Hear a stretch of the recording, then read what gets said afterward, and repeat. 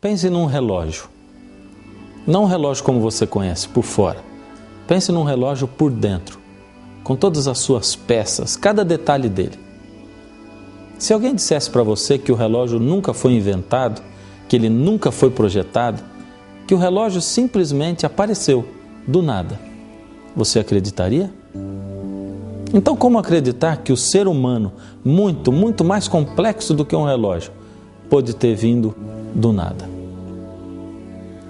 Você é um ateu? Você conhece algum ateu?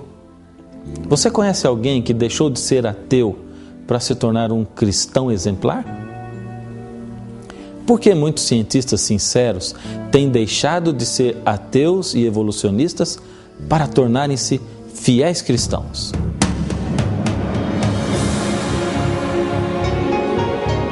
Ele permaneceu através dos tempos. O livro de Deus, a Bíblia, indispensável em nosso mundo complexo. Está escrito, transmitindo esperança ao redor do mundo. Apresentado por Fernando Iglesias.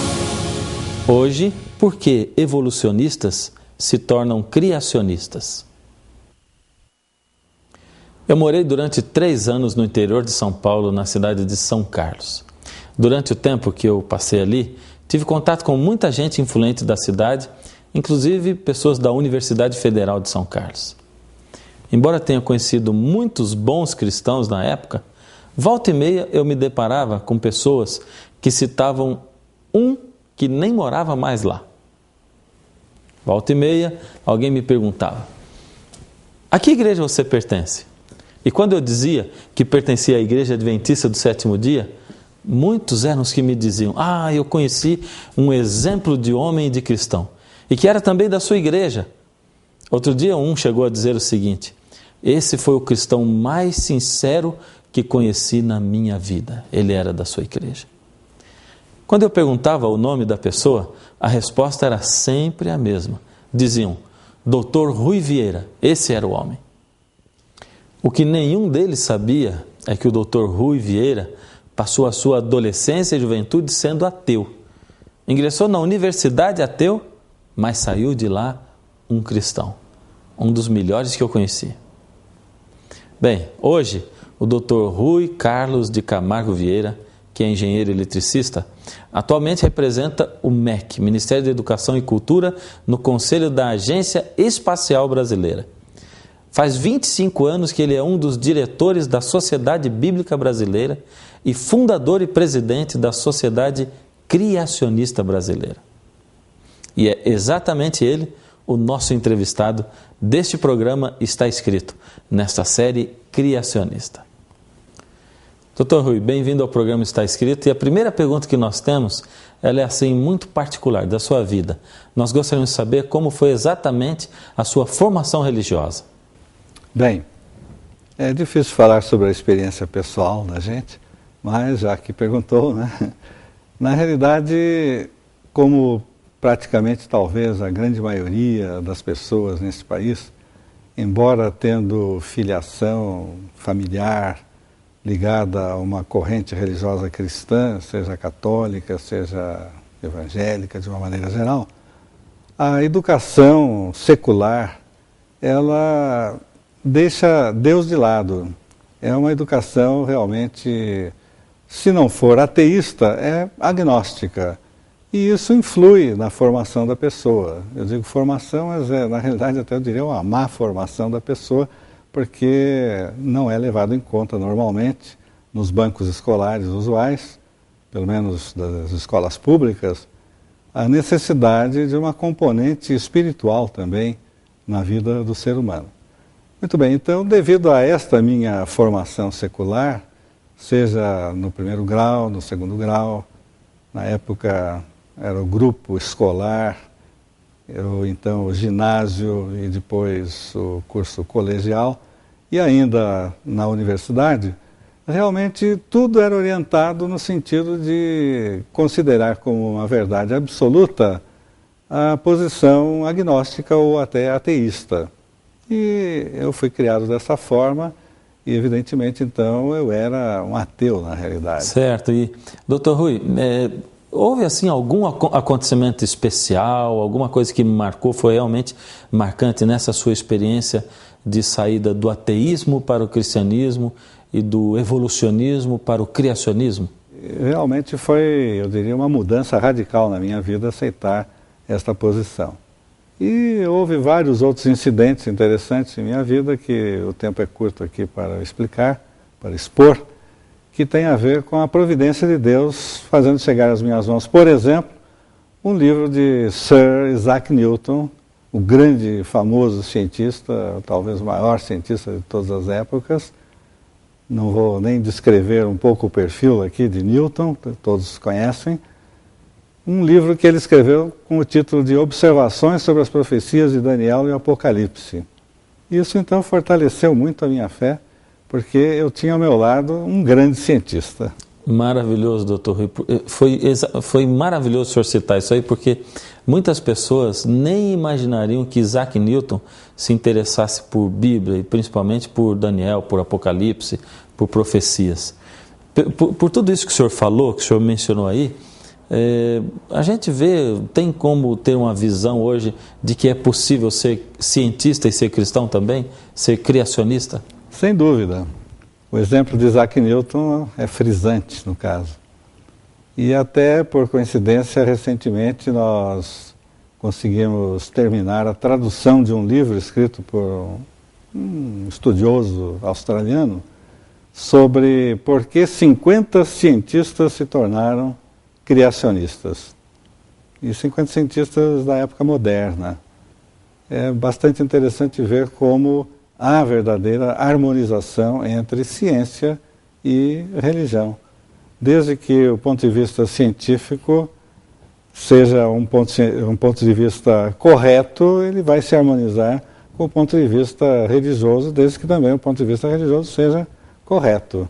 Há uma harmonia entre a correção desses pontos de vista, porque a ciência procura conhecer aquilo que foi criado e a religião procura explicar como é que tudo isso que foi criado foi realmente criado.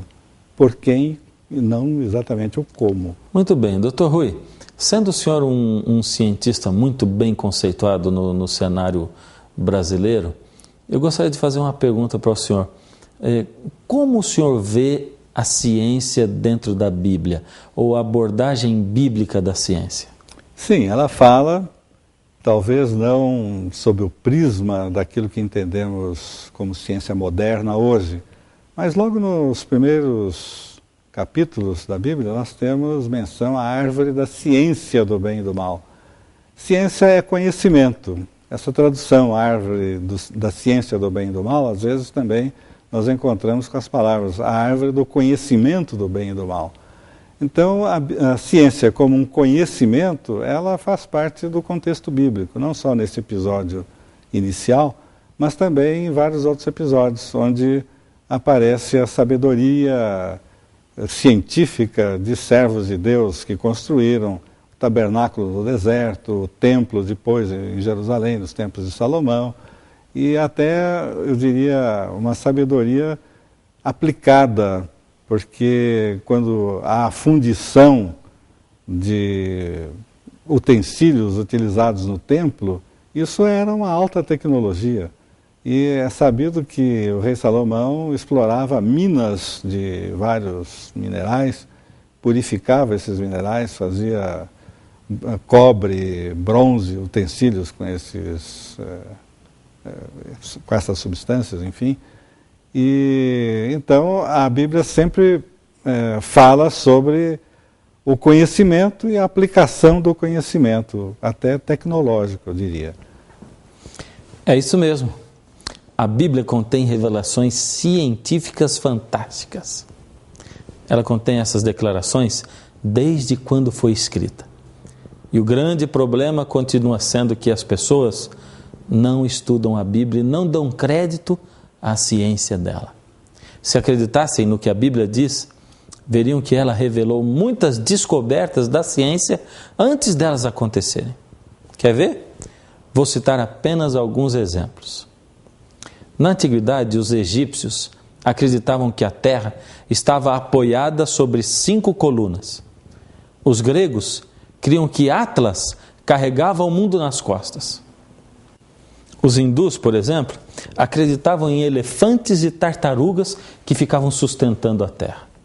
Já no Egito, no tempo de Moisés, 3.500 anos atrás, se acreditava que o mundo havia sido chocado de um grande ovo que possuía asas e voava. Recentes descobertas geológicas indicam que os egípcios acreditavam que enquanto aquele ovo voava, a casca do ovo se formou e assim o mundo surgiu.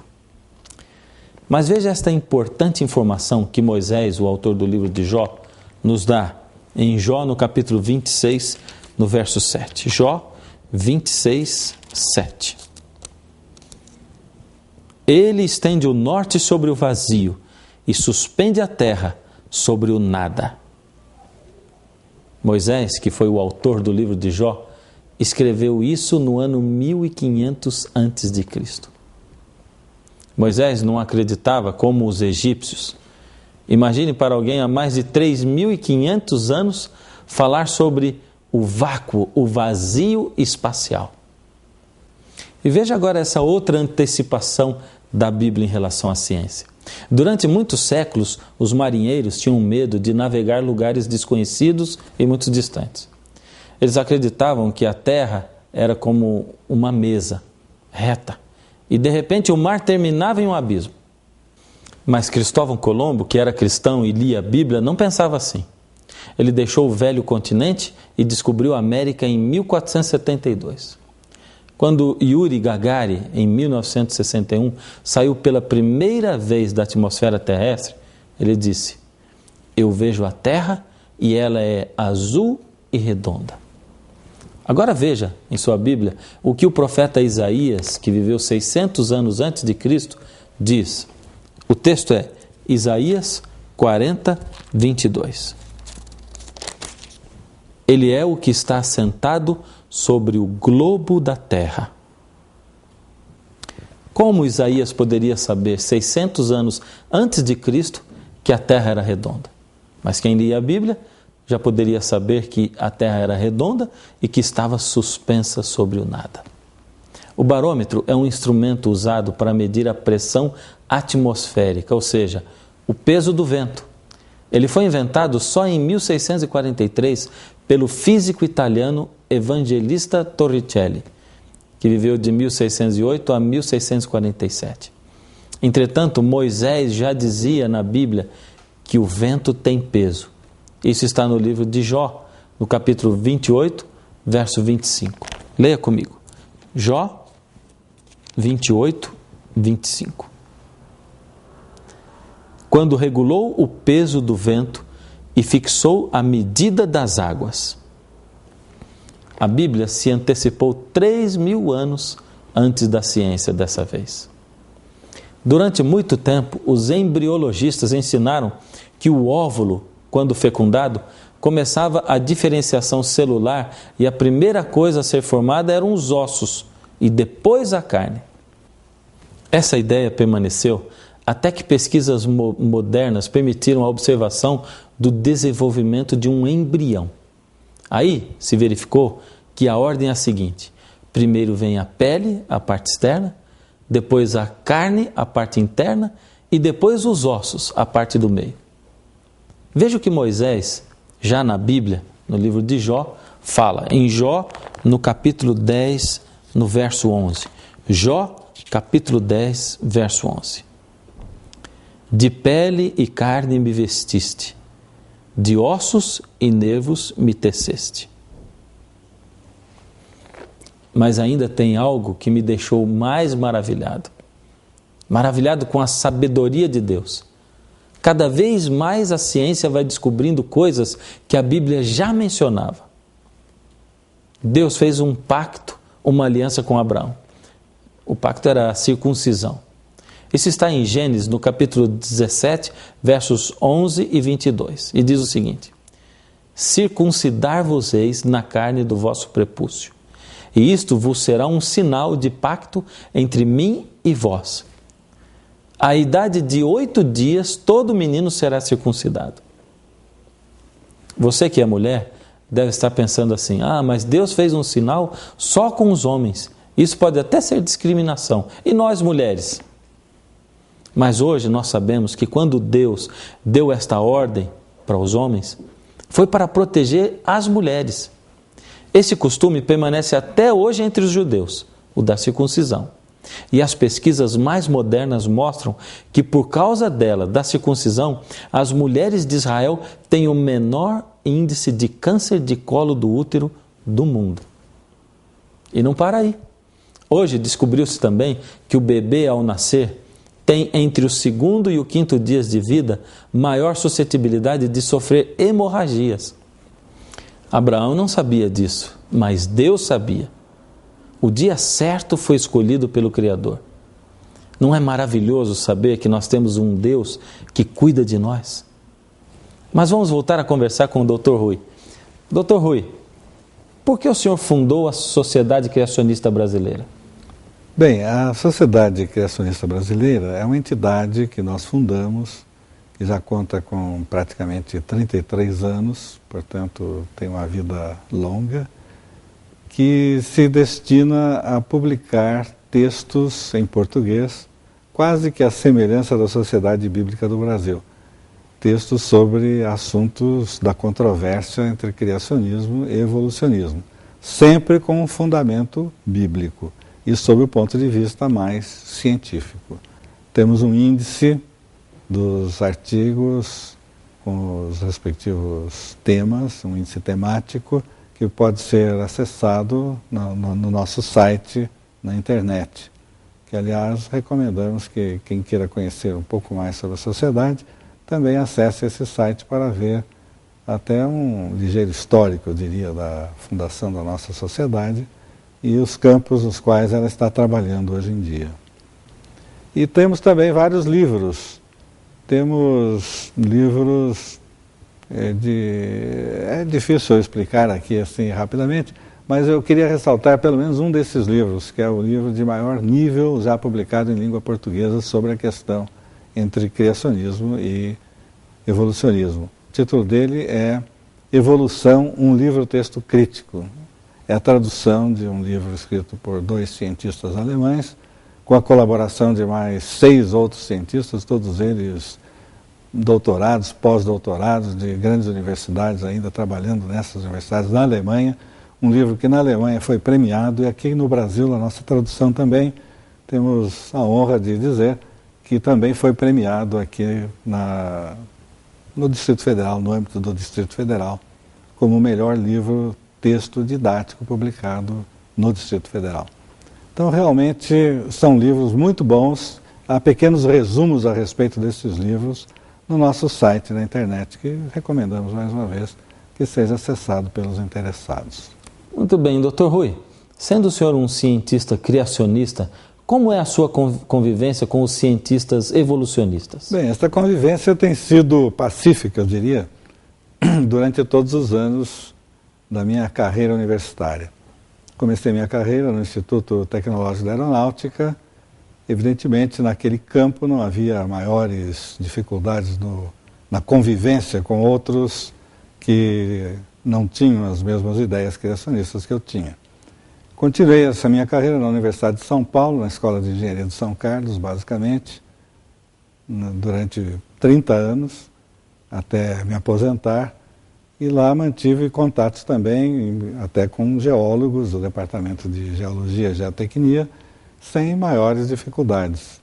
Durante esses meus últimos anos de permanência no campus da Universidade de São Paulo, eu fui escolhido como diretor científico da FAPESP e fiquei em 2 mandatos, 3 mais 3 anos, total de 6 anos, como diretor científico da FAPESP, mantendo contato com cientistas das várias áreas, além da minha própria área, com biólogos, com filósofos, com astrônomos, com físicos, químicos, bioquímicos, campos em que sempre houve uma posição ideológica diferente entre os 2 pontos de vista, criacionista e evolucionista. Mas eu creio que o importante é respeitarmos os pontos de vista dos outros e, desta forma, termos também os nossos pontos de vista respeitados.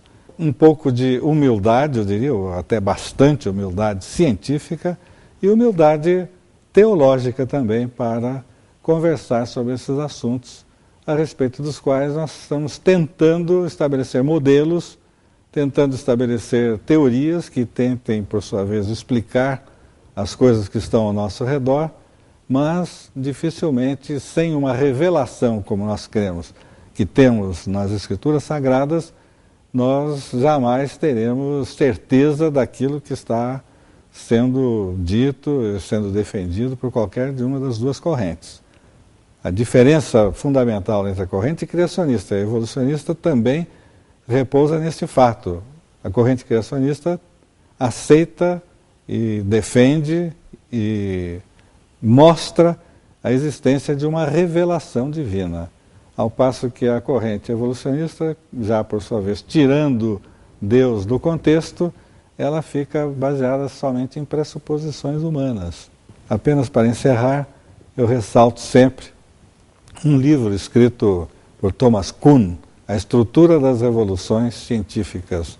Thomas Kuhn é um filósofo da ciência e ele mostra como que essas teorias são formuladas, vivem durante um certo tempo, são testadas e depois necessariamente são substituídas por outras teorias, por outros modelos.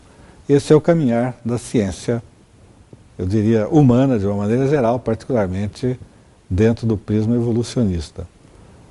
Sob o prisma criacionista, a mesma coisa acontece, mas com aquela segurança de estarmos trabalhando em torno de pressuposições que são inabaláveis. A existência de um Deus criador, um planejador inteligente, com projeto, desígnio e propósito.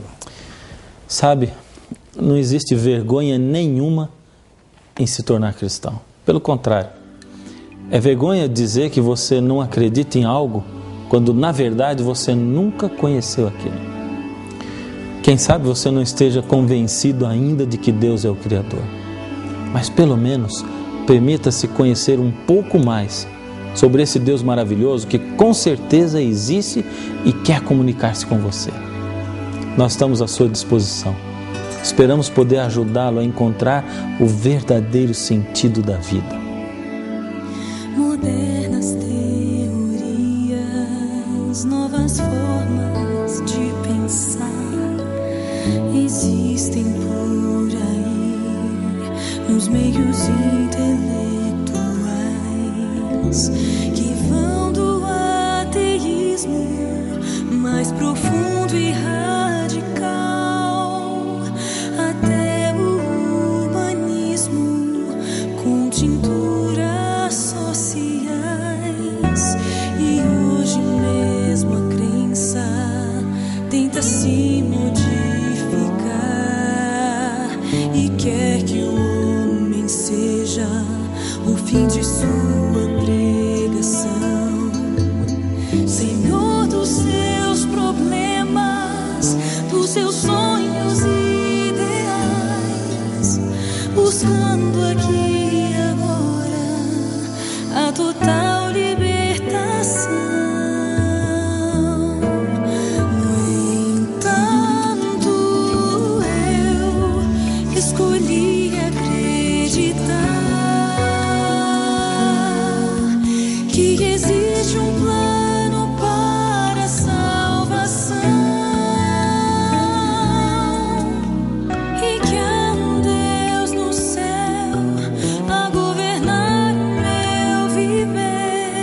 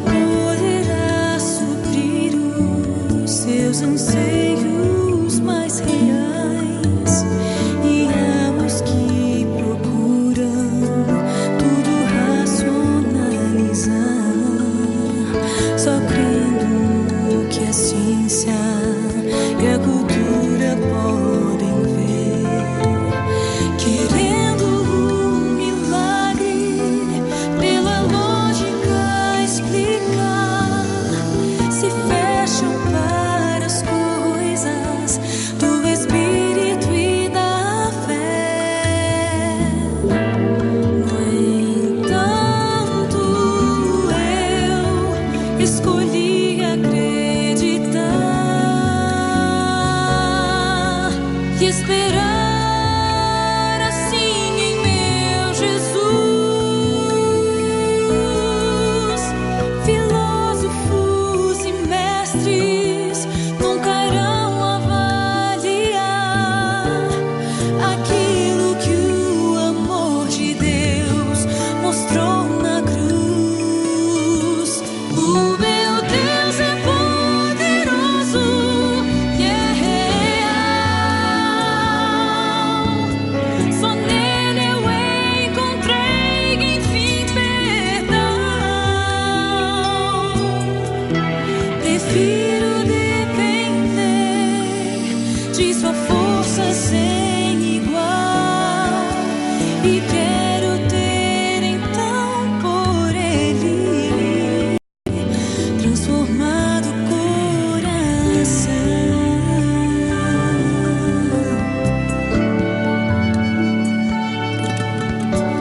E quero ter então por ele transformado coração.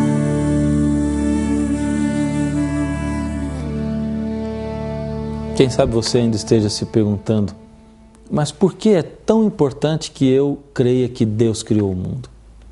Sabe qual é a resposta? A resposta é que, se você acreditar que Deus criou o mundo, você também vai acreditar que só Ele é a saída para a sua vida. Porque só Ele conhece você como ninguém e sabe as suas necessidades e sabe o caminho para a vida eterna.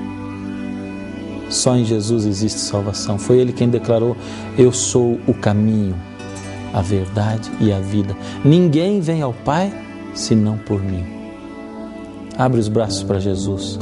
Abre a porta do seu coração para Jesus, enquanto nós oramos juntos. Querido Senhor, queremos abrir a porta do nosso coração ao Senhor. Às vezes nos achamos impotentes, sem forças. Mas queremos hoje, Senhor, pedir, por favor, que o Senhor possa continuar batendo para que ouçamos esta voz. Queremos abrir e queremos realmente sentir a sua companhia ao nosso lado.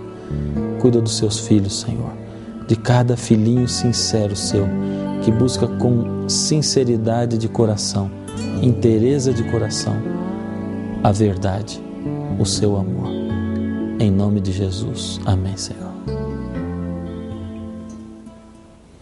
Infelizmente, o Está Escrito de hoje acabou. Mas eu encontro você aqui na próxima semana. E não se esqueça, está escrito: nem só de pão viverá o homem, mas de toda palavra que sai da boca de Deus.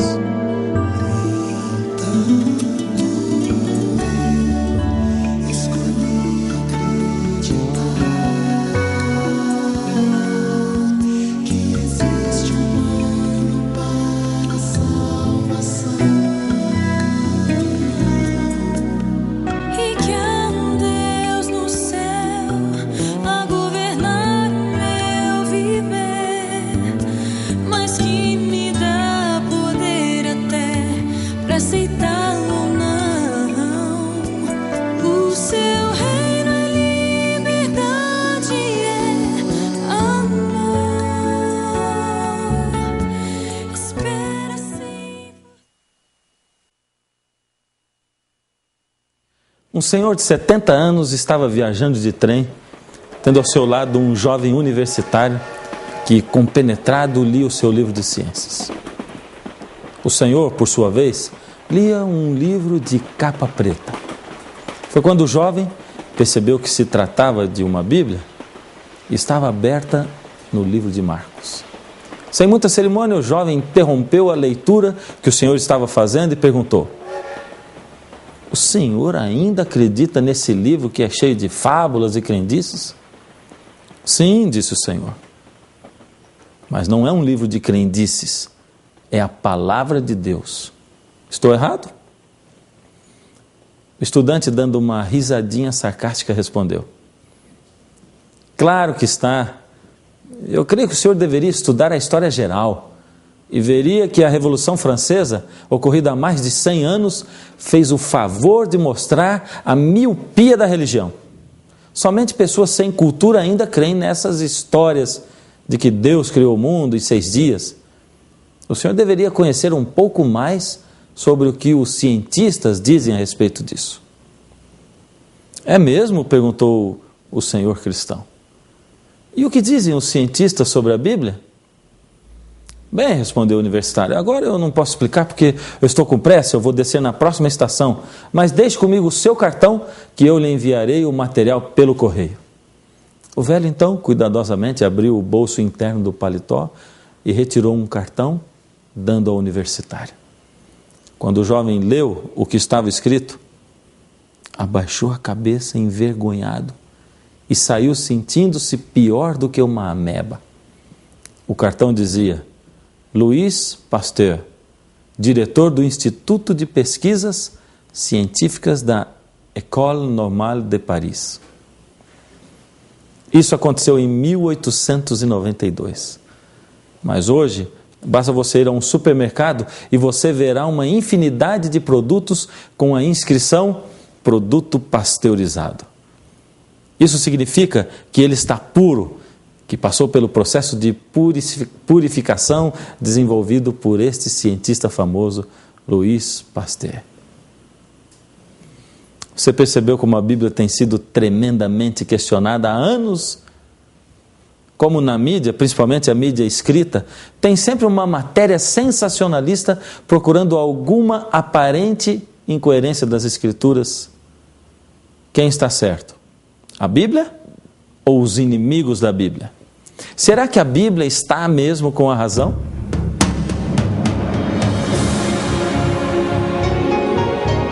Ele permaneceu através dos tempos. O livro de Deus, a Bíblia, indispensável em nosso mundo complexo.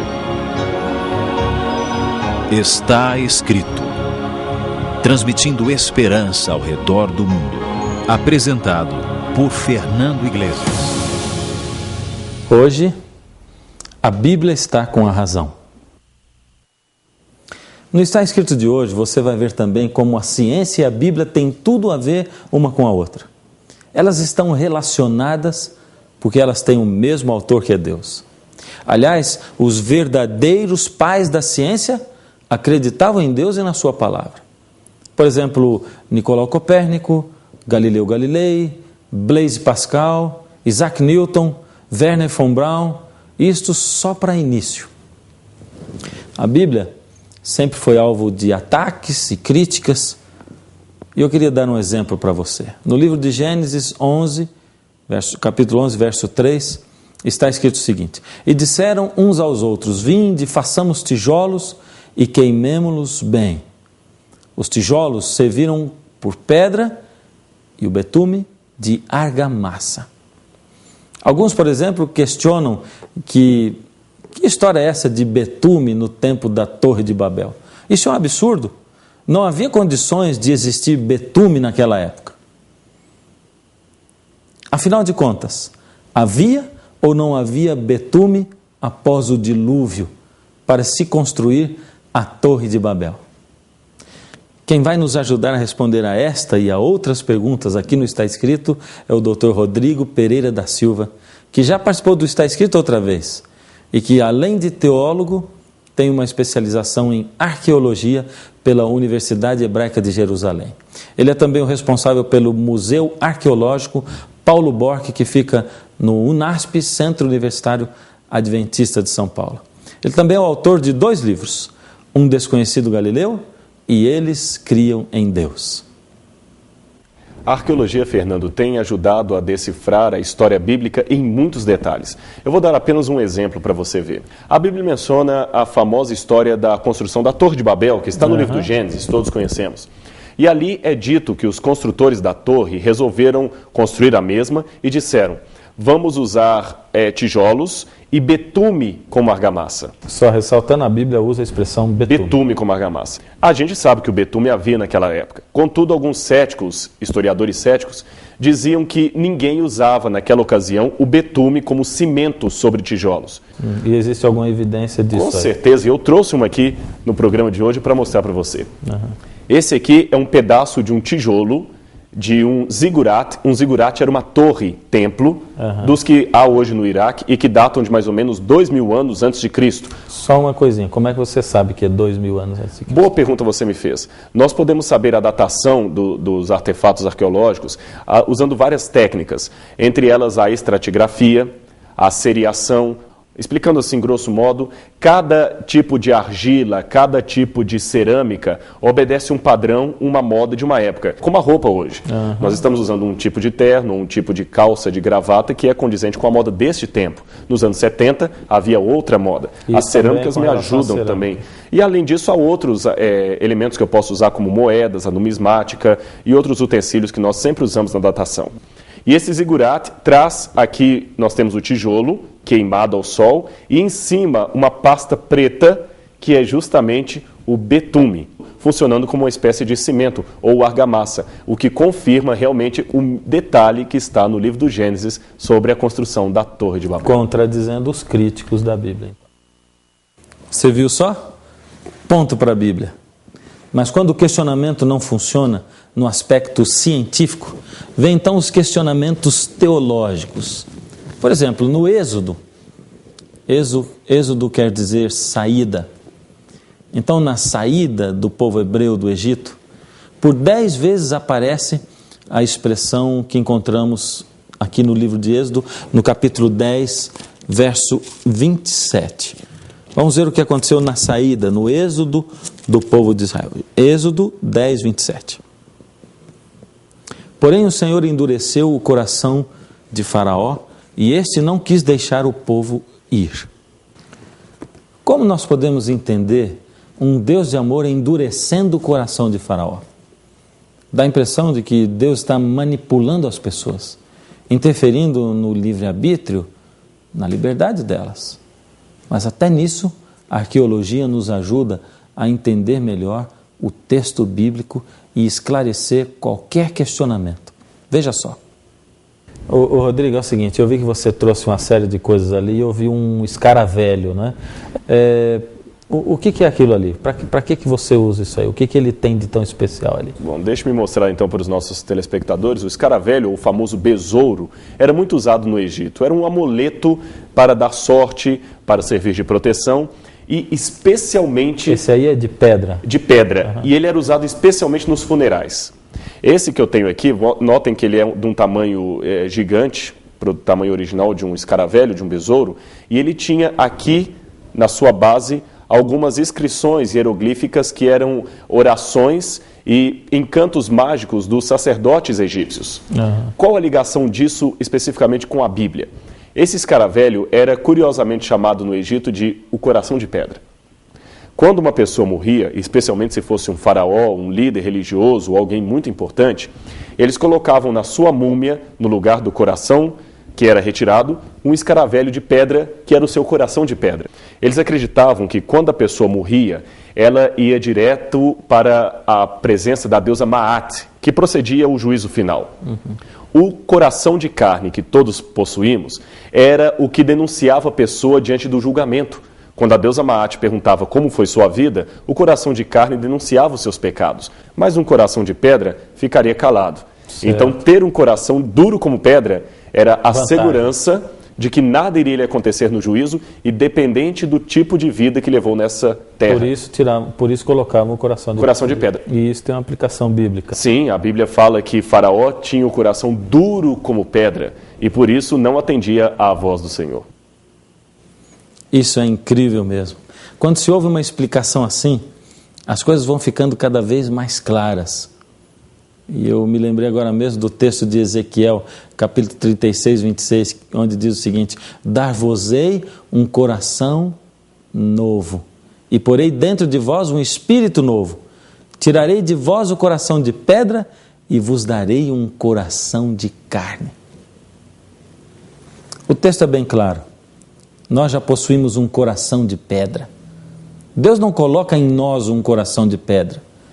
Somos nós mesmos que, no uso do nosso livre-arbítrio, da nossa liberdade, tomamos as nossas decisões, fazemos escolhas e assumimos uma posição de resistência aos apelos de Deus.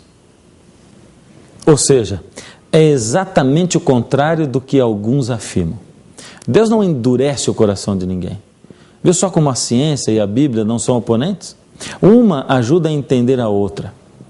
Agora vamos ver como a arqueologia, que é uma ciência, nos ajuda a entender até alguns detalhes sobre o caráter de alguns personagens da Bíblia.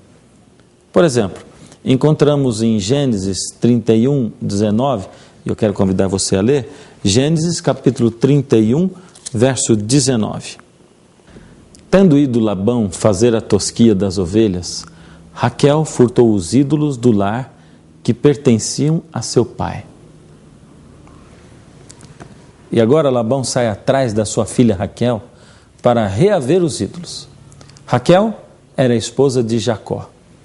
A questão é a seguinte: Raquel era idólatra? Uma adoradora de ídolos? Por que Labão queria tanto aqueles ídolos que Raquel levou? Eu tenho uma cópia de um tablete aqui, semelhante aos que foram encontrados na cidade de Tel Mardik, que ficaria na Síria. E em Tel Mardik há recibos como este, datados do período de Abraão, e esse tablete, como recibo, nos mostra um costume curioso da época. Quando alguém comprava uma terra na mão de outra pessoa, ganhava como recibo de propriedade, como certificado ou escritura, um ídolo, uma pequena estátua. Quando você tinha uma terra e a pessoa que vendeu lhe dava uma estátua, um ídolo. Você, de posse daquela estátua, era o dono. Era quase a escritura da Quase a escritura da época. E curioso, então, que se você tivesse os seus ídolos roubados, a pessoa que tomava posse dos ídolos, assim se tornaria também dono das suas terras. Certo. É isso que está escrito nesse tablete. Curioso que a Bíblia conta que quando Jacó veio da casa de Labão, o seu sogro, Raquel roubou do pai os ídolos. E Labão, por sua vez, foi correndo atrás para tentar reaver os ídolos ou as estátuas. Lendo a Bíblia assim, de modo apressado, temos a impressão de que ela fez isso por motivação religiosa. Mas agora nós sabemos por esses tabletes que a motivação de Raquel não era religiosa, mas econômica. Ela queria fazer de Jacó o dono das terras do seu pai Labão. Viu só que maravilha quando nós unimos ciência e Bíblia? Eu volto a repetir, a ciência não pode ser inimiga da Bíblia. Ambas têm o mesmo autor, que é o próprio Deus. A Bíblia é a verdadeira e única fonte de sabedoria. Aliás, como está escrito lá em Provérbios, capítulo 1, verso 7, o temor do Senhor é o princípio da ciência. Os loucos desprezam a sabedoria e a instrução. É por essa razão que mais um ponto para a Bíblia. Bom, nós falamos bastante aqui a respeito de Faraó, de tempos antigos. Vamos ir um pouquinho mais para perto. Da época de Jesus, o que você tem assim de interessante para nos apresentar? Nós temos, por exemplo, vários vasos de barro como esse que eram usados para guardar perfume. Você nota que era pequeno. Isso explica, ele é pequenininho porque os bons perfumes são nos pequenos frascos. E isso já vem desde a época de Cristo. Aliás, me recordo agora que Maria Madalena, certa vez, ungiu os pés do Salvador com um perfume. E era um perfume muito caro. Possivelmente o vaso que Maria Madalena usou não era grande, mas era pequeno como este. Ele está quebrado, esse aqui evidentemente, esse é original, data de 2000 anos. Esse não é réplica. Esse não é réplica. E aqui a sua ponta era fechado como se fosse uma ampola. A pessoa quebrava e derramava o perfume. E esses perfumes só poderiam ser comprados com o dinheiro. Essa moeda na época, é também moeda original da época de Cristo, é um denário que traz o rosto de Augusto César. Tem alguma citação que você gostaria de fazer da Bíblia de denário? Sim, Jesus fala, por exemplo, numa das certas ocasiões que lhe perguntaram se era correto dar tributo a César, ele tomou um denário em suas mãos, uma moeda como essa, e apontando falou de quem é o rosto que está aqui. E você note que aqui realmente há o rosto do imperador. Todos responderam de César. Então vem a famosa frase de Cristo: dai a César o que é de César e a Deus o que é de Deus. Além dessa, há outras moedas. Por exemplo, a mais antiga que você essa tem. aqui, e é curiosamente a mais antiga. Ela é de Herodes, o Grande. Essa moedinha que nós temos aqui na mão data da época em que Jesus nasceu. Também aquele Herodes original, aquele Herodes que mandou matar as crianças em Belém, durante aquela carnificina terrível que é narrada nos evangelhos, mandou cunhar esta moeda. Curioso, ele era um assassino. Porém, a despeito disso, a sua religiosidade não permitia fazer uma moeda com seu próprio rosto, com medo de quebrar o mandamento que proibia a idolatria e a fabricação de imagens de escultura. Religioso por um lado, assassino por outro. Maravilha. E aquela última lá, para terminar? Bom, essa aqui que nós temos é uma dracma de prata.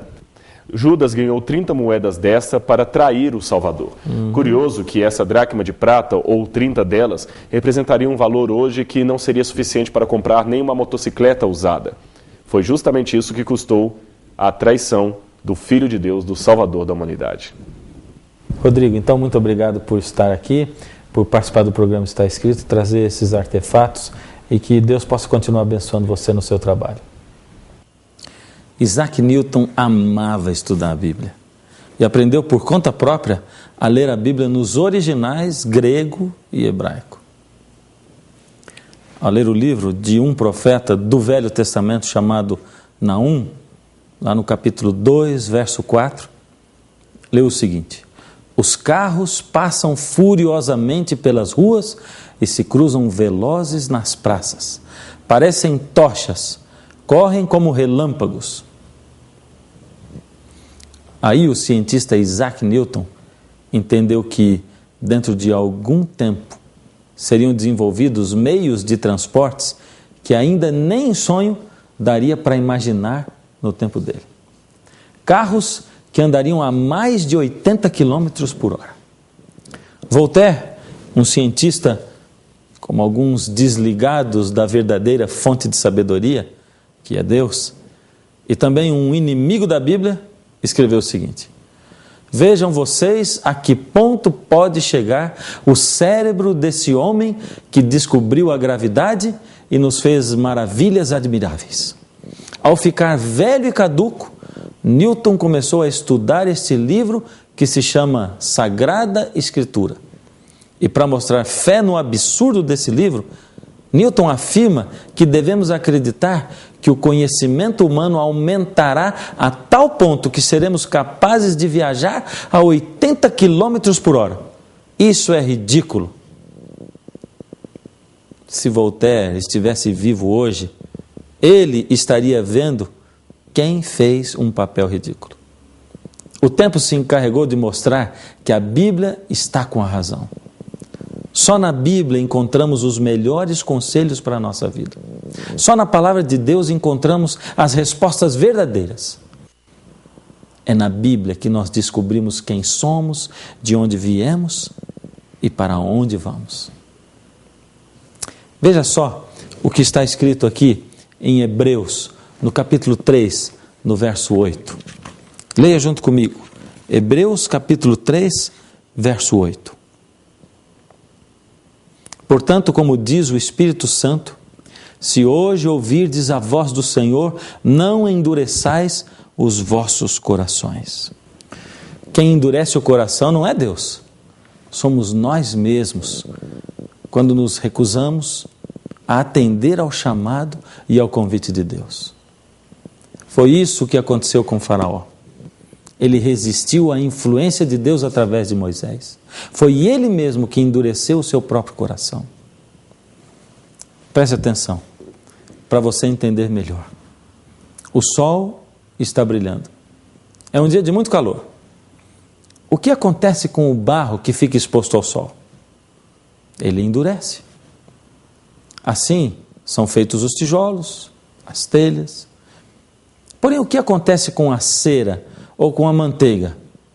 Se forem expostas ao sol também, o mesmo sol que endurece o barro, ao contrário do barro, elas amolecem. Você percebeu? É o mesmo sol.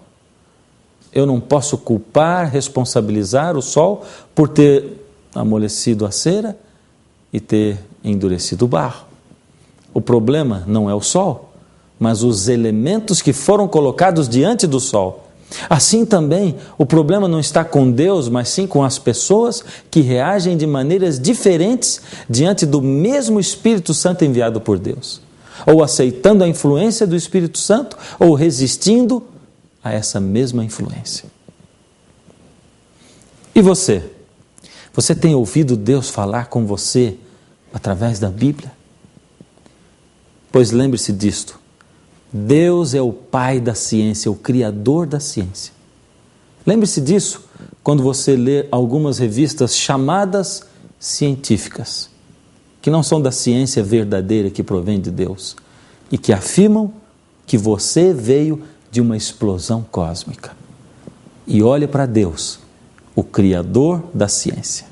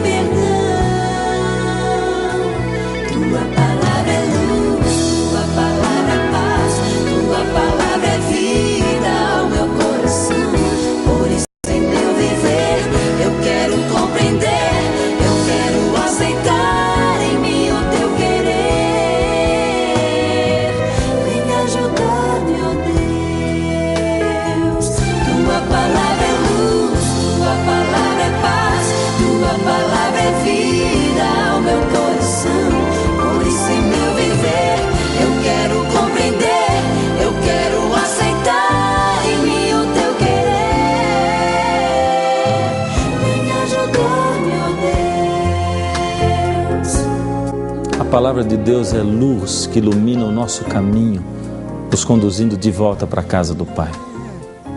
Você gostaria de ser guiado por essa luz? Eu quero convidar você para uma oração.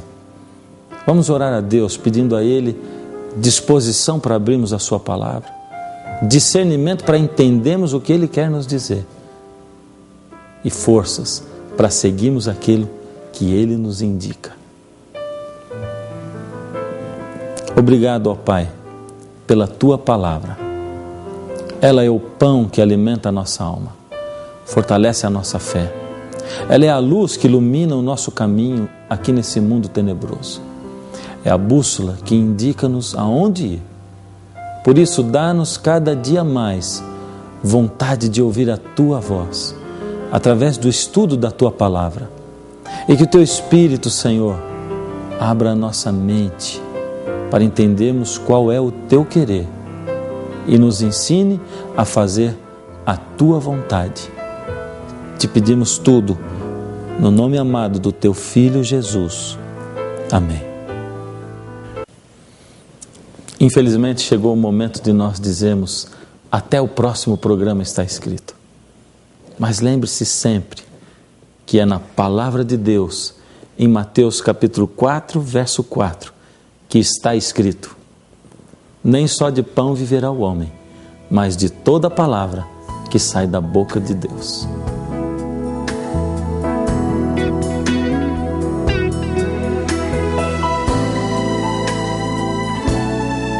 Decidi obedecer, Senhor, em qualquer situação. Sei que Tu vais ser comigo. Decidi que quero de hoje em diante ser sempre Teu. Eu não quero falhar, eu não quero jamais entristecer, meu Jesus. Tua palavra é luz, Tua palavra é paz, Tua palavra é vida ao meu coração.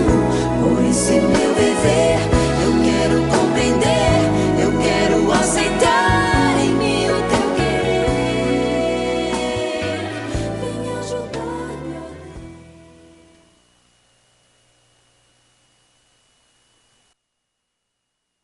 Você com certeza já ouviu dizer que a vida se originou de uma explosão cósmica. O que você pensa disso? Será que, por não ser um entendido na matéria, você simplesmente deixa o assunto para depois e acaba nunca mais esclarecendo o que você precisa? Você já parou para pensar de onde viemos, para onde vamos? E com certeza, esclarecer de onde viemos ajudará muito a esclarecer para onde vamos. Hoje, o Está Escrito convida você a fazer grandes descobertas dentro do criacionismo e do evolucionismo, para esclarecer a grande pergunta: de onde viemos?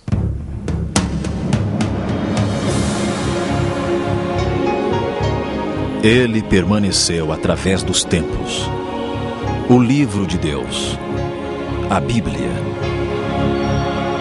Indispensável em nosso mundo complexo. Está escrito. Transmitindo esperança ao redor do mundo. Apresentado por Fernando Iglesias. Hoje, a origem da vida. Você já notou que vivem dizendo que tudo evoluiu a partir de seres unicelulares? Mas o que é um ser unicelular? Sim, é lógico que todos nós sabemos que seres unicelulares são aqueles que só têm uma célula. Mas será que um ser unicelular é assim tão simples para ter aparecido do nada? A biologia é a ciência que estuda os seres vivos de forma geral. Ela estuda as plantas, os animais, os micro-organismos como as bactérias, fungos, leveduras. É uma área de estudo bastante ampla, inclusive estuda o ser humano. Assim sendo, eu achei que seria bastante interessante se nessa série criacionista, no programa Está Escrito de hoje, nós tivéssemos a opinião de uma pesquisadora séria na área de biologia. Por isso, convidamos a doutora Márcia. Doutora Márcia, nossa primeira pergunta: o que é uma célula? A célula é a unidade que constitui os seres vivos. Então, tanto animais como vegetais são constituídos por células. Milhões, bilhões, até trilhões de células. O ser humano, por exemplo, é composto por trilhões de células. E essas células que compõem os seres vivos podem ser de dois tipos. Podem ser células eucariotas, que têm um núcleo, são células mais complexas, do tipo das que formam o nosso corpo, por exemplo. E a gente também tem as células procariotas, que não têm núcleo e são consideradas mais simples. As bactérias são seres procariotas, ou seja, que não têm núcleo. E, doutora Márcia, segundo a biologia, qual a explicação da evolução para a origem da vida? Bom, a origem da vida é um dos campos mais fracos da teoria da evolução, porque até hoje não existem experimentos, bons experimentos que comprovem a origem da vida, né? Até hoje não se conseguiu nada que chegue nem perto disso. Então, em 1953, um pesquisador chamado de Miller e Urey, outro pesquisador, eles fizeram um experimento no qual eles simularam as condições que supostamente existiriam numa terra primitiva no passado e montaram um equipamento no qual eles colocaram gases supostamente existentes nessa atmosfera e simularam também que eram metano, amônia, água e CO2. E aí eles simularam então, essas condições que haveriam nessa atmosfera, simularam faíscas que seriam semelhantes a relâmpagos para originar energia. E nesse aparelho, eles conseguiram obter nesse aparelho, depois de alguns dias, aminoácidos. Poxa, se produzimos aminoácidos, agora vamos conseguir produzir proteínas e vamos explicar a origem da vida. Só que o grande problema foi, a partir desses aminoácidos não se conseguiu praticamente mais nada.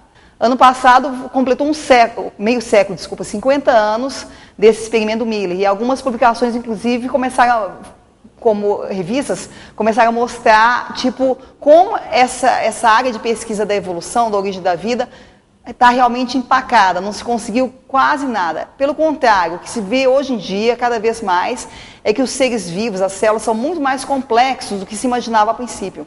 E cada vez fica mais difícil de você explicar a origem desses seres a partir de substâncias inorgânicas no passado. E sabe de uma coisa, doutora Márcia? Isso é uma novidade para muitas pessoas, porque a gente nunca ouve os meios de comunicação, nem as revistas em geral, comentando isso aí. Eles só comentam pesquisas evolucionistas. E de acordo com o que nós vimos nos outros programas dessa série, a teoria da evolução afirma que o primeiro ser vivo foi uma bactéria, uma célula só. E fala isso como se uma bactéria fosse um ser muito simples e descomplicado que poderia ter surgido do nada. A gente sabe que uma bactéria já é um ser bastante complicado para ter surgido do nada. E, doutora Márcia, seria realmente possível uma bactéria ter sido o primeiro ser vivo a aparecer assim do nada? Será que ela tem assim tão poucas informações genéticas no DNA? Quanto de informação genética tem no DNA de uma bactéria? Ou seja, quantos genes? Gene é aquela unidade que vai produzir uma proteína e vai assim dar uma característica para o organismo, né? Então, por exemplo, nós temos olhos azuis porque nós temos genes que determinam a coloração azul do olho ou a coloração escura do olho. Então, as bactérias, só para comparar, uma bactéria muito simples, a mais simples que se conhece é a Mycoplasma genitalium. Essa é uma bactéria parasita e ela possui cerca de 471 genes. Então, vocês vejam que isso daí é muita informação genética, uma quantidade muito grande de informação genética. E essa bactéria que é parasita, ela não precisa de tantos genes, porque grande parte do que ela precisa, ela tira da célula onde ela vive. Mas vamos ver então uma bactéria de vida autônoma, ou seja, que sobrevive por si própria. A Escherichia coli é um bom exemplo, é uma bactéria que vive dentro do intestino humano e ela é considerada então autônoma, consegue viver independente de outras células. Ela tem cerca de 4.288 genes, ou seja, muita informação genética. Então, quando a gente pensa em informação genética, de onde veio essa informação genética? Quando você pensa em informação, tipo palavras, linguagem escrita, alguém criou essa informação. Então, quando você pensa em informação genética também, como é que essa informação genética pode ter surgido do acaso? Isso é uma das grandes dificuldades que a teoria da evolução tem para explicar. Exatamente. Inclusive, doutora Márcia, tem uma coisa muito interessante. Eu estava observando outro dia que dentro da teoria evolucionista, o que a gente mais vê é o termo se. Se acontecesse isso, se acontecesse aquilo, são todas suposições. Então, vamos seguir um modelo evolucionista por uns momentos e supor. Outro dia eu ouvi falar de um negócio diferente, uma tal de sopa primordial. Já ouviu falar nisso? Depois eu descobri que esse negócio de sopa primordial é mais ou menos o seguinte. Para que o primeiro ser vivo pudesse vir a existir, ele precisaria, antes de tudo, de ter as condições mínimas, como os gases necessários, as condições climáticas, uma infinidade de outras coisas, para que ele viesse a existir. Essas condições iniciais, todas são chamadas sopa primordial. Só isso já é bastante impossível de ter ocorrido, todas essas coisas ao mesmo tempo. Mas a teoria da evolução trabalha com o acaso, com probabilidades, ou seja, é a própria loteria da vida. Vamos entrar um pouco mais nas suposições do evolucionismo. Se dessemos condições a essa tal chamada sopa primordial, com todos os elementos, qual seria a probabilidade de dessa tal proteína funcional com informação genética ser produzida assim ao acaso? Doutora Márcia, dá para calcular assim em números as chances que ela teria de aparecer do nada? Bom, então esse é um dos grandes problemas para a teoria da evolução, a origem da informação genética. Porque uma coisa é você produzir uma proteína, por exemplo, se você tivesse aminoácidos num oceano primitivo, juntar os aminoácidos ao acaso e ter uma proteína. Outra coisa é você ter uma proteína com uma função. Para você ter uma proteína com uma função, você precisa de ter uma sequência de aminoácidos específica.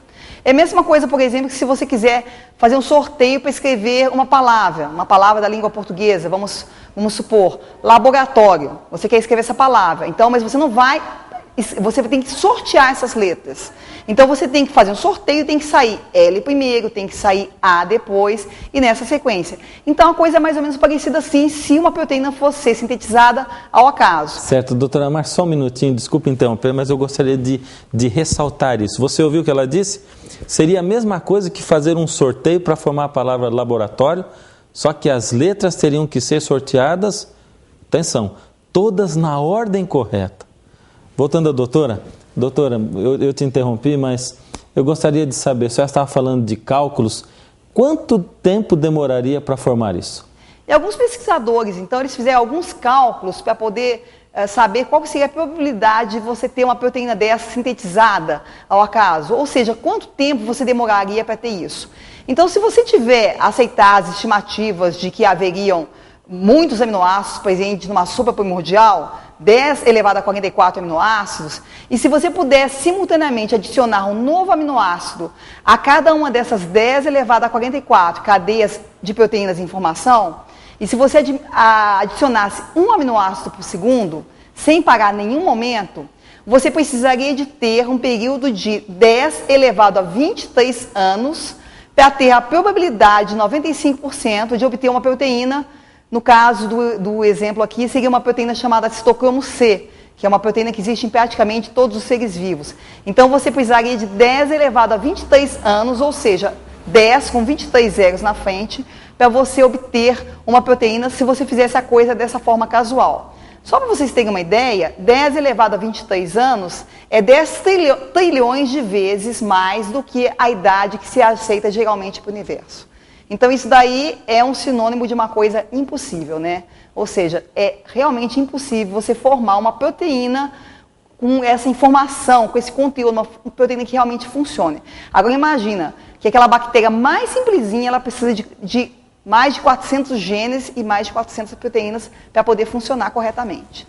Você ouviu o que ela falou? Ou seja, seria todos esses números impossíveis vezes os 471 genes. E também teria que se multiplicar as proteínas. Fora o fato de que você tem que se lembrar de que ouviu a doutora falando um monte de se. Se isso, se aquilo outro.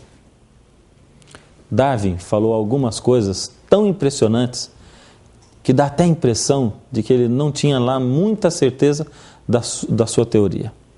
Ou de que ele tinha tanta certeza que pensava que com o desenvolvimento do conhecimento científico e com o passar do tempo, tudo da sua teoria fosse se esclarecer, o que realmente não aconteceu. Doutora, você conhece algum outro tropeço da teoria do evolucionismo? Um outro problema sério para a teoria da evolução é o problema da complexidade irredutível. Mas o que vinha a ser isso?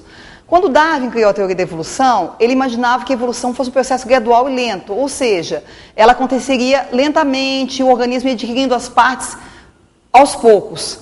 Então, o próprio Darwin falou que se pudesse ser demonstrada a existência de algum órgão ou de algum sistema que não pudesse ser formado passo a passo lentamente, a teoria dele iria se desmoronar. E hoje em dia, o que a gente tem de discussão? Estão se mostrando na célula, um dos pesquisadores que tem trabalhado bastante com isso é o Dr. Michael Behe. Então tem se mostrado que na célula existem vários sistemas que são irredutivelmente complexos. O que é um sistema desses? É um sistema que é composto por várias partes. E essas partes todas interagem. E se eu tirar uma dessas partes do sistema, esse sistema para de funcionar. Então como é que esse sistema poderia surgir gradualmente, lentamente, da maneira que Darwin queria? Seria difícil isso acontecer. Então, para a gente ter uma ideia de um sistema irredutivelmente complexo, eu vou dar o exemplo de um sistema simples como uma ratoeira, que é composta de várias partes. Aí está mostrando então a plataforma da ratoeira, depois a gente vê aí que você tem o batedor da ratoeira, né? O martelo. A gente também tem a mola, que é importante para bater esse martelo, né? Depois a gente tem a barra de retenção, que vai segurar o martelo para ele não bater. Depois a gente tem também o suporte para você colocar a sua isca, né? E você também tem vários grampos que vão manter esse sistema unido. Então imagine, o que você poderia tirar de uma ratoeira? Ah, ainda faltou a isca, né? O queijinho. Aí, então, o que você poderia tirar dessa ratoeira de modo que ela continuasse a funcionar? Se você tirar a mola, não vai ter como bater. Se você tirar o martelo, o rato não vai morrer. Se você tirar a isca, o rato não vem para comer o queijo, né? Se você tirar a plataforma, onde é que esses elementos vão se fixar? Então a gente vê que a ratoeira é um tipo de sistema irredutivelmente complexo, ou seja, ela só funciona se todas as partes estiverem juntas. E hoje em dia está se mostrando cada vez mais que nós temos vários sistemas proteicos na célula que são formados são sistemas irredutivelmente complexos, ou seja, formados por vários subcomponentes proteicos e que só funcionam se todos eles estiverem juntos. Um exemplo na célula que a gente pode citar é o exemplo do flagelo, ou de um cílio, que é muito parecido. Aí está mostrando a estrutura de um flagelo de uma bactéria. Os flagelos são importantes para as bactérias e também existem em protozoários porque eles fazem com que essa bactéria consiga se mover. Então a gente está vendo nesse desenho ainda a parte do gancho que insere o flagelo dentro da membrana da bactéria. E a parte do filamento. Já por sua vez esse filamento é formado por várias outras proteínas, várias outras partes, que tem que estar todas juntas para que esse flagelo possa funcionar de forma adequada. Então, como é que a gente poderia ter a origem de um flagelo desses? Se uma das proteínas que forma o flagelo estiver ausente, o flagelo não funciona. Como é que esse flagelo poderia ter surgido lentamente no processo de evolução darwiniana?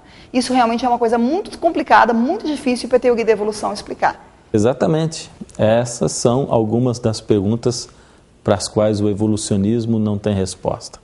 E estudando assim a biologia, estudando tanto e vendo que as evidências mostram cada vez mais que Deus é o Criador, será que a fé fica muito mais simples assim? Com todas essas evidências, alguém pode até pensar que é quase possível provar a existência de Deus. É realmente assim? Será que daqui a pouco nem precisaremos mais ter fé, pois conseguiremos provar a existência de Deus? Doutora, uma pergunta para a senhora. Por que a senhora acredita em Deus? Eu acho que Deus nos mostra, na natureza, muitas evidências de planejamento. E a gente vê evidências desse planejamento nas coisas que foram criadas por Deus. Mas eu acho que Deus também não quer que a gente apoie a nossa fé só naquilo que a ciência está mostrando. Poxa, é impossível a vida surgir por acaso. Então, por isso eu acredito em Deus. Não, a sua crença em Deus tem que ser além disso, ou seja, eu acredito em Deus por uma série de motivos. Eu acredito em Deus porque Ele atua na minha vida, porque eu vejo as transformações que Ele fez na minha vida e faz na vida de outras pessoas. Mas Deus é bom, Deus também me dá evidências na natureza de que Ele existe. Mas não são provas, veja bem, porque provar a criação ou provar a evolução são coisas impossíveis. Mas Deus dá evidências de que realmente Ele está presente, de que existe planejamento na natureza. Então isso daí são coisas que podem firmar a nossa fé em Deus, ajudar a firmar a nossa fé em Deus e em um Deus Criador. Doutora Márcia, muito obrigado pela sua participação. E agora eu gostaria de conversar com você. Você sabe que o Sol está constantemente queimando em combustão. E ele queima combustível e queima para continuar iluminado. Na verdade, o Sol gasta 5 bilhões de toneladas de hidrogênio por segundo para realizar essa fusão atômica, transformando o hidrogênio em hélio. O hélio é como se fosse a cinza do Sol. É assim que o Sol gera luz, calor e energia, ajudando a manter a vida aqui na Terra. Mas de onde vem esse combustível todo que o Sol queima? Talvez você pense, bem, o combustível está lá no espaço. Desde 1610, quando Galileu observou o Sol com um telescópio refratário, o Sol continua do mesmo tamanho. Segundo os astrofísicos, há uma fonte desconhecida dessa energia, desse combustível. Porque durante um século, o consumo de hidrogênio causado por todas as estrelas acabaria com o hidrogênio que as alimenta e que está no universo. Êxodo, capítulo 3, verso 2, diz o seguinte, procure comigo em sua Bíblia. É o segundo livro da Bíblia, Êxodo, capítulo 3, verso 2. E apareceu o Senhor em uma chama de fogo no meio de uma sarça, um arbusto. E olhou, e eis que a sarça ardia e não se consumia. Deus, a cada dia, repete para nós o milagre da vida e da manutenção da vida. Deus não é apenas o Criador da vida, Ele é também quem mantém a vida. Atos, capítulo 17, verso 28, é o outro verso que nós temos. Atos, capítulo 17, verso 28. Pois nele vivemos e nos movemos e existimos. Alguma vez em sua vida você já experimentou o milagre da fé? Já conseguiu olhar para os céus e enxergar as ações de Deus em sua vida? Mas com certeza você pelo menos se perguntou se Deus existe ou não. Com certeza, nos seus momentos de crise íntima, você já olhou para dentro de si mesmo e clamou. Pois faça isso hoje. Pergunte a Deus se Ele existe mesmo. Faça uma prova com Deus. Olhe para cima e diga, Deus, se o Senhor existe mesmo, toque a minha vida, faça-me sentir de alguma maneira na sua presença. Nem que seja por sonho. Mas faça mais ainda. Diga a Ele o seguinte, Senhor, se o Senhor tocar a minha vida hoje, eu prometo que eu vou procurar conhecer melhor a sua palavra e a sua vontade. Sabe, é disso que Deus gosta. Compromisso. Comprometa-se com Ele se Ele tocar a sua vida. Não vincule a sua busca de Deus com bênçãos materiais, como muitos estão fazendo hoje em dia. Não seja interesseiro com Deus. Não fique aí dizendo, Deus, me dê dinheiro, emprego e eu vou procurá-lo. Me dê saúde, eu vou procurá-lo. Quem procura a Deus por interesse, por dinheiro, algumas vezes até encontra o dinheiro, mas não encontra Deus. Deixe Deus tocar a sua vida.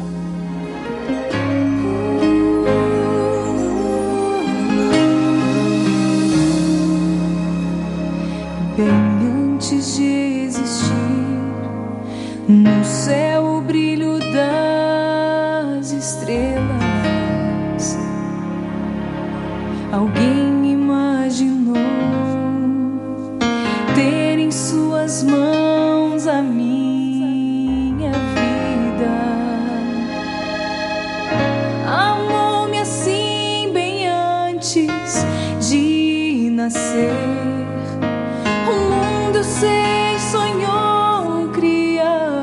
pra mim.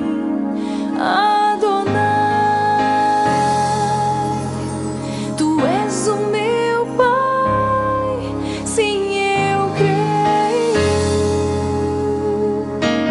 Meu Adonai, em gratidão entrego meu pobre coração, meu tudo. Ó meu Adonai,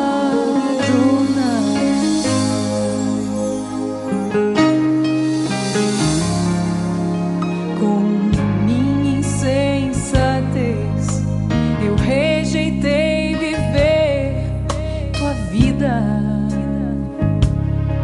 Fui fraca e me perdi, mas mesmo assim tua morte salvou-me.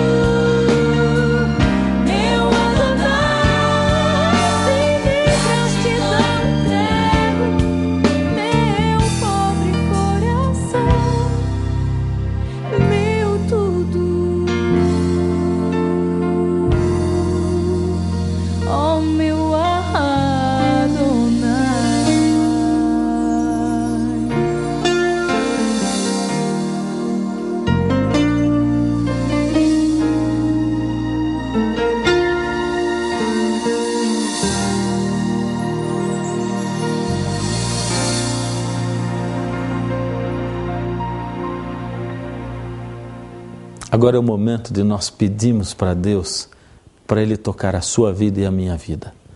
Incline a cabeça comigo e vamos orar. Senhor Deus, hoje nós estamos orando ao Senhor, falando com o Senhor. Quem sabe, Senhor, seu filho, sua filha que está aí do outro lado, é a primeira vez que faz isso. Quem sabe o Senhor tem vivido uma vida de dúvida, não consegue confiar no Senhor, em nem ver o Senhor através das maravilhas da natureza. Mas hoje, pela primeira vez, está fazendo uma prova do Senhor. Por isso, Senhor, mostre a Ele que o Senhor existe, toque essa vida, esse coração, e faça com que dentro desse coração nasça o desejo de estudar a sua palavra e de pelo menos conhecê-lo melhor. Toca essa vida, Senhor. Toca esse coração. Confiamos no Senhor, que o seu Espírito já está fazendo o trabalho. E é por isso que agradecemos, Senhor, como nunca antes, no doce e sagrado nome de Jesus. Amém. Muito bem, chegou a hora de dizermos adeus. Aliás, não adeus. Até o próximo programa. Mas não se esqueça, está escrito: nem só de pão viverá o homem, mas de toda palavra que sai da boca de Deus.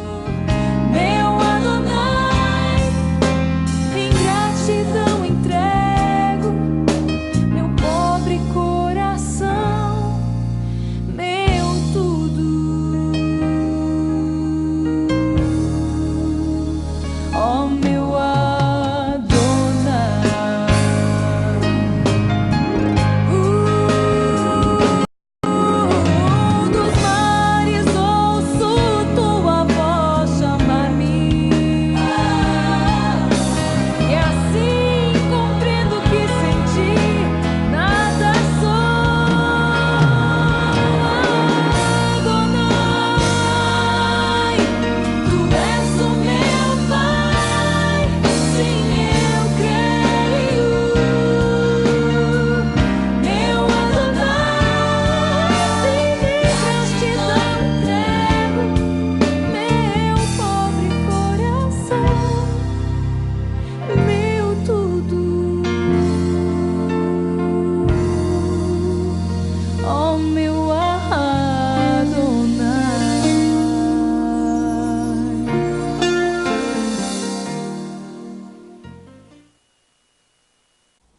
Você acha que pode realmente confiar em todas as evidências que são apresentadas por evolucionistas como evidências a favor do modelo evolucionista?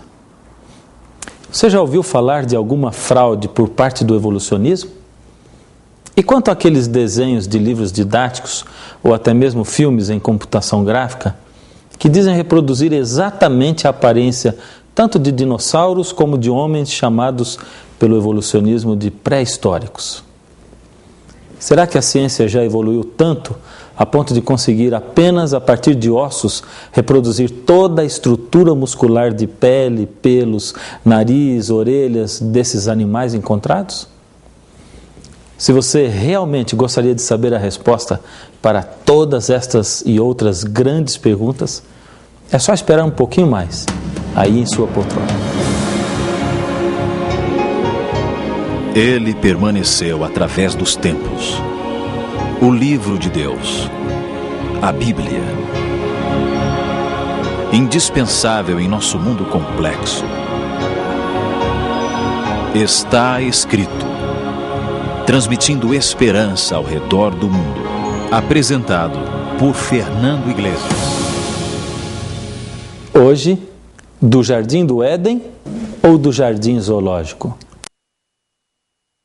Nas últimas férias, minha esposa e eu fomos com os nossos 3 filhos para uma viagem ao Nordeste. Num dos dias, por volta da hora do almoço, nós fomos a um restaurante e lá nós conhecemos a Maria. Maria trabalhava de garçonete no restaurante. Uma pessoa muito amável, sorridente.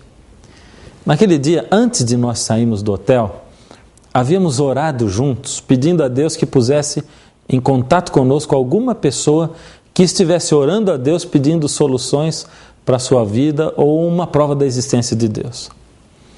Com essa oração, nós todos saímos pensando quem seria a tal pessoa. Cada um que conversava conosco poderia ser a tal pessoa.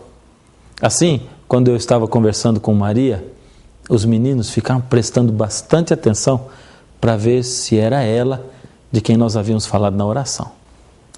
Depois de algum tempo, numa das vindas de Maria até a nossa mesa, eu perguntei se ela era religiosa e ela me disse que não, e continuou dizendo: na verdade, eu tenho uma religião, mas tenho até vergonha de dizer porque eu não vou à igreja nunca.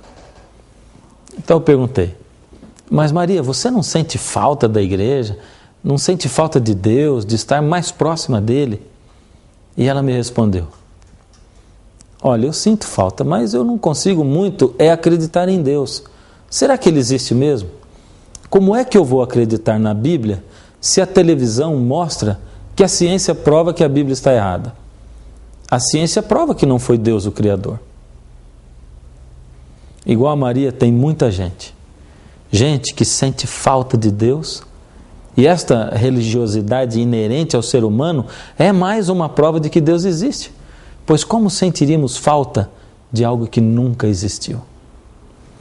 Mas voltando ao assunto, existe muita gente que sente falta de Deus, mas pensa que o que a televisão diz sobre evolucionismo é prova científica e que está provado que não foi Deus quem criou o mundo.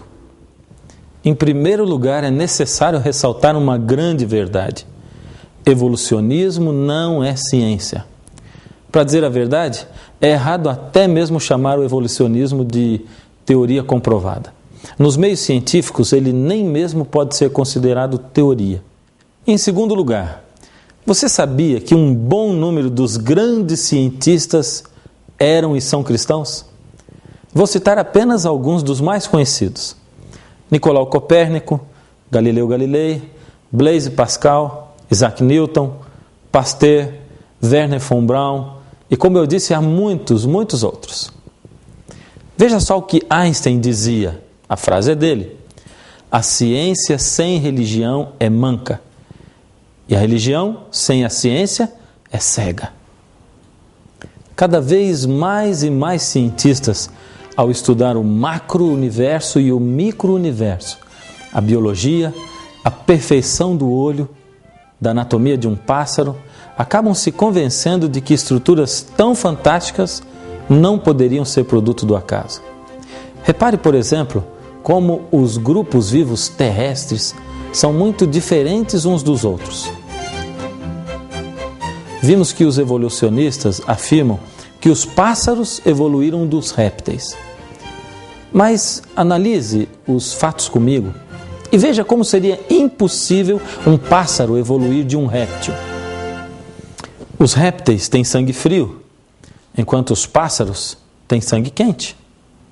Os corpos dos pássaros são cobertos de penas, e penas são estruturas muito complexas, enquanto que os corpos dos répteis são cobertos por escamas. Os pássaros têm um sistema pulmonar diferente de qualquer outro animal terrestre. Como também explicar as características aerodinâmicas das asas dos pássaros? Você acha que o evolucionismo explica? Logicamente que não. É impossível que asas tenham se desenvolvido gradualmente com o passar do tempo, porque uma asa não completamente desenvolvida não seria uma vantagem, mas uma desvantagem fatal, ou seja, esses animais estariam mortos. Os evolucionistas também afirmam que alguns répteis se transformaram em mamíferos. Porém, esses dois grupos são muito diferentes entre si. Répteis põem ovos, enquanto que os mamíferos dão à luz aos seus filhotes. Os répteis possuem escamas, enquanto que os mamíferos têm pele. E de onde veio o mecanismo de lactação dos mamíferos? Isto o evolucionismo também nunca pôde explicar. Como a realidade se tornou muito difícil para explicar o evolucionismo, os evolucionistas focaram seus canhões para outro lado. Para eles, a solução foi dizer que o homem evoluiu de espécies parecidas com macacos. Vou explicar melhor. Você já sabe que não existem fósseis de animais que foram meio réptil, meio peixe, e nem de animais que foram meio réptil, meio mamíferos. Então, já que não há fósseis assim entre os animais, os evolucionistas começaram a reunir ossadas de diferentes tipos de macacos e intercalar entre as ossadas humanas que eles achavam. Sendo que até hoje já viveram 6.500 diferentes espécies de símios e que a maioria já é extinta, os crânios desses símios extintos se tornaram uma grande fonte para a imaginação fértil dos evolucionistas. Assim, pegam crânios de símios extintos, misturam com crânios de raças humanas extintas, colocam em disposição do menor para o maior e formam o cenário da dita evolução. Aí fazem da mesma maneira como fizeram com o selacanto. Começam a imaginar e desenhar as diferentes fases da evolução na qual acreditam. Em 1934, um paleontologista chamado Raymond Dart encontrou pela primeira vez uma espécie extinta de símio ou macaco, chamada Australopithecus. A partir daí, os evolucionistas começaram a dizer que essa espécie de macaco é parecida com o homem. Só que os evolucionistas se deparam com problemas enormes quando os cientistas comparam esqueletos de Australopithecus a de chimpanzés, pois é inegável que não existe qualquer diferença importante entre eles. Ou seja, ele era todinho chimpanzé. E agora? Bem, diante disto, os evolucionistas levantaram então a hipótese de que o Australopiteco caminhava ereto, ou seja, em seus dois pés, diferentemente dos outros símios. Contudo, quando dois anatomistas mundialmente renomados, Lord Solly Zuckerman e o professor Charles Oxnard, examinaram o Australopithecus, negaram totalmente esta afirmação, provando que era anatomicamente impossível que com aquela ossada animal em questão tivesse condições de andar ereto. A verdade é clara. O Australopithecus, tido como ancestral do homem pelos evolucionistas, é apenas uma espécie extinta de símios, de macaco. Existe também uma outra maneira de deturpação da verdade. Ou seja, além de tomar esqueletos de espécies extintas de macacos e nomeá-los como se fossem de homens que viveram há milhões de anos, Pegam, por outro lado, esqueletos de raças extintas de seres humanos. Raças essas que tinham características um pouco diferentes da maioria de nós. E dizem que eram de fases intermediárias dessa suposta evolução do homem. Fazem, inclusive, classificações imaginárias dessas outras categorias de esqueletos, que na verdade pertenciam a raças humanas extintas, inventando para elas nome como Homo erectus, Homo ergaster ou Homo sapiens arcaico. Aí você pode estar se perguntando, mas como ele pode afirmar com tanta segurança que são raças extintas de seres humanos? É fácil. A ciência sempre está a favor da Bíblia. Primeiro, quando esses fósseis são examinados, é visto que seus esqueletos são essencialmente iguais ao das pessoas que vivem hoje. Segundo, as únicas coisas diferentes são umas poucas diferenças estruturais em seus crânios, mas diferenças dessa natureza podem ser vistas em diferentes raças humanas que vivem ainda hoje na Terra. Terceiro, até famosos evolucionistas e paleontologistas, como um deles, respeitado evolucionista, paleontologista, Richard Leakey, admitem que a diferença entre os crânios, classificados como Homo erectus, e os crânios dos homens modernos é apenas racial. Olha o que ele diz. Essas diferenças provavelmente são menos pronunciadas do que as que vemos hoje entre as atuais raças humanas. Diante de todos esses fatos científicos, a única defesa para os evolucionistas é fazerem muita propaganda. E como fazem? Pense bem, quantas vezes na sua vida você já assistiu a um programa na televisão que apresentasse tantos argumentos em favor do criacionismo como este, como está escrito? Ao contrário disso, a crença na evolução humana é imposta ao público por meio de desenhos imaginários que aparecem em publicações evolucionistas. Nesses desenhos, espécies com aparência simiesca de macacos aparecem em atividades próprias a atividades de seres humanos. Deste modo, é passada a impressão de que essas formas de transição meio homens, meio macacos realmente viveram no passado. Porém, tudo isso é puro engano. Eu sei que algumas vezes, quando você viu essas reconstituições computadorizadas, você se perguntou, mas será que a ciência evoluiu tanto a ponto de, a partir apenas de ossos, de esqueletos, conseguir reconstruir músculos, lábios, pele, nariz, orelhas e até cabelos? E se você já se perguntou isso, saiba a resposta.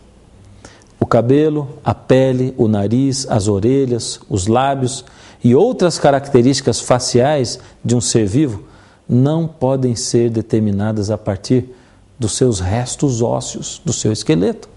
Os evolucionistas modelam os músculos que não deixam vestígio algum nos fósseis. Modelam para favorecer aos propósitos das suas teorias e produzirem reconstruções imaginárias para apresentá-los em congressos. Ernest Rutten, da Universidade Harvard, declara enfaticamente que esses desenhos não têm valor científico nenhum. Logicamente, a grande maioria, a maioria esmagadora dos evolucionistas é de gente sincera, gente que busca a resposta na ciência para suas perguntas interiores. Mas infelizmente, como em toda parte, há também alguns evolucionistas sem escrúpulos, que se envolvem não apenas com desenhos e modelos enganosos, mas que algumas vezes cometem fraudes terríveis, que poderiam ser classificadas até como crime de falsificação. Você gostaria de conhecer duas dessas fraudes produzidas por evolucionistas sem escrúpulos, que forjaram provas falsas apenas com a vontade de conseguirem fama e glória? A primeira e mais famosa dessas fraudes é o fóssil de Piltdown, apresentado na Inglaterra ainda em 1912 por um evolucionista chamado Charles Dawson. Esse fóssil foi apresentado como a forma de transição mais importante entre o macaco e o homem, e foi exibido em museus por mais de 30 anos. Dá para imaginar? Durante mais de 30 anos, quantas pessoas foram enganadas, pensando que tinham uma evidência de um elo perdido e de que não existe mesmo um Criador.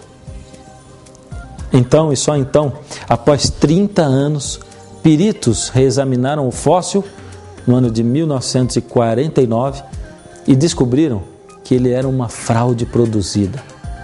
Produziram a fraude juntando uma mandíbula de orangotango a restos de um crânio humano. Foi uma vergonha, um tremendo fiasco. Mas como eu disse que apresentaria 2 fraudes de evolucionistas, aí vai a segunda. Essa segunda fraude evolucionista foi o homem de Nebraska. Imagine que em 1922 foi encontrado um dente fóssil. Aí, a partir desse dente, fizeram desenhos imaginários, reconstituíram, segundo a sua imaginação, como era este homem, que segundo eles, pertencia a uma fase de transição da suposta evolução do homem. Nessa época, os evolucionistas não se esqueceram de dar a ele até um nome latino. Ele foi o Hesperopithecus haroldtkuki. Tudo a partir de um dente fóssil encontrado e que havia sido a fonte de inspiração para o tal homem de Nebraska. Foi o maior vexame quando aconteceu que estudos acurados do dente revelaram que, na verdade, ele pertencia a um porco selvagem. Muitos outros crânios fósseis foram apresentados como grande evidência a favor da evolução, mas foram fracassando um a um. Veja só, o homem de Neandertal, apresentado como evidência em 1856, foi retirado logo em 1960. O homem de Piltdown, apresentado como evidência em 1912, foi retirado em 1953. O Zinjantropo é apresentado como evidência em 1959 e retirado em 1960. O Ramapiteco, apresentado como evidência em 1964, foi logo retirado em 1979. E mesmo assim, estes crânios ainda são muitas vezes maldosamente apresentados para o público através da mídia em alguns livros, textos evolucionistas, como se fossem fatos científicos.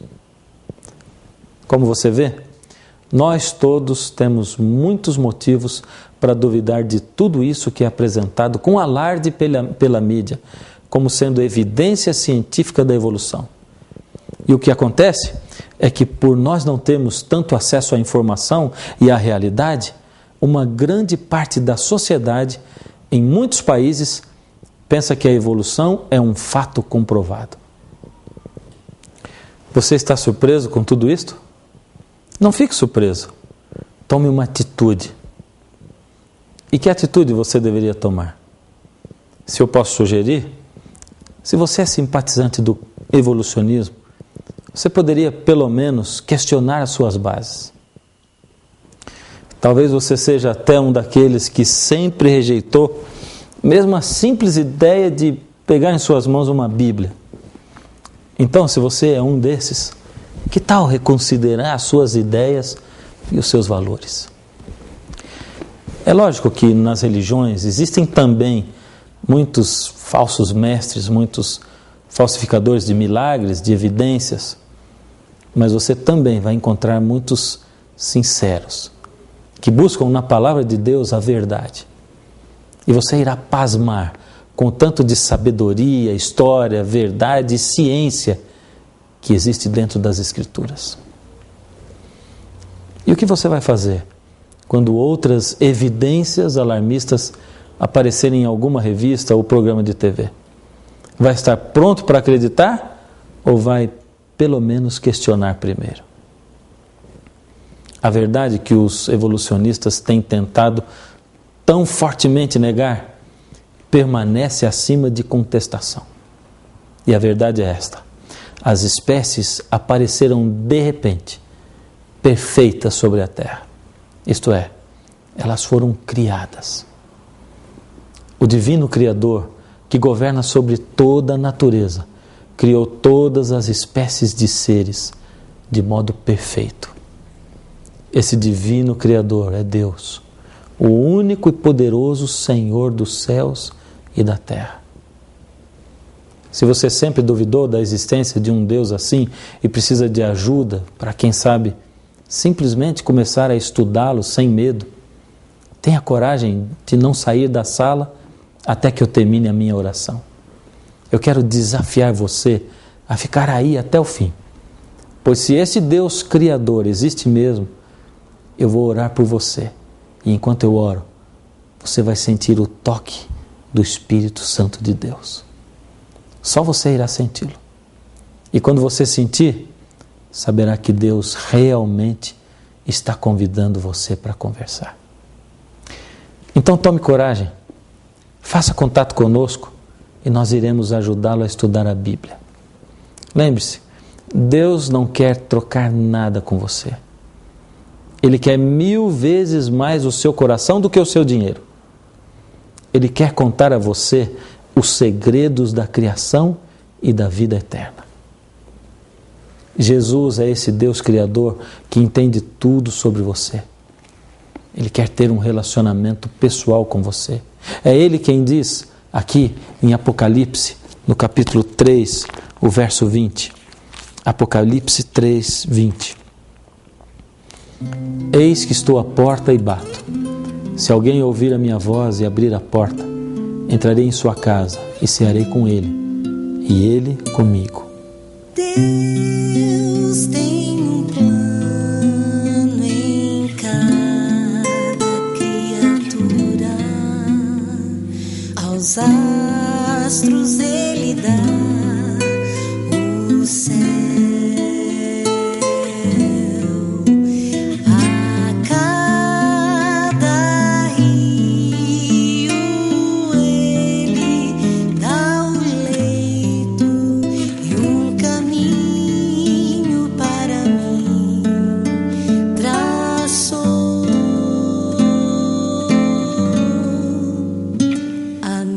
Vida eu entrego a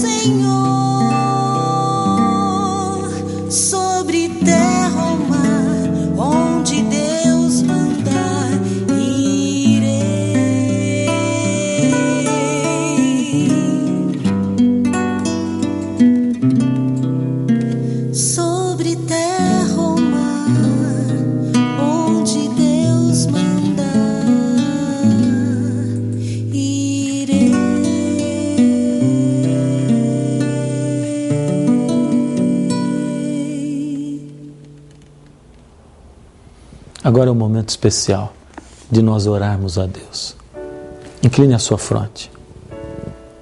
Senhor Deus, com certeza o Senhor está nesse momento falando com corações que durante muito tempo foram corações de pedra. Mas são corações sinceros, porque são pessoas que ainda permaneceram diante da sua presença. Nunca antes, Senhor, tinham sentido o toque do seu Santo Espírito.